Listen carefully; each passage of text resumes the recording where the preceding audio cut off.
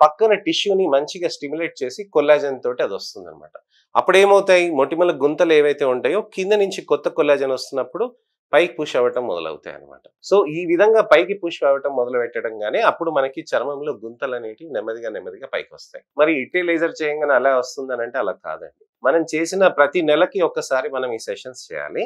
ఈ సెషన్స్ చేస్తూ ఉంటే మనకి అప్పుడు 6 నెలలకి 8 నెలలకి మనకి మంచిగా రిజల్ట్ అనేది కనిపిస్తుంది.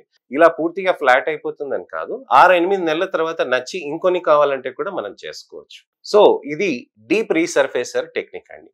దీంతో పాటు మనకి స్కిన్ రిఫైనర్ థెరపీ అని కూడా ఉంటుందన్నమాట. ఇది స్కిన్ రిఫైనర్ థెరపీ ఎలా పనిచేస్తుంది, చర్మంలో పైన పొర కింద పొర ఉంటుంది కదండి, కేవలం కింద పొరలో పైన లేయర్ వరకే ఇది వెళ్తుంది అనమాట.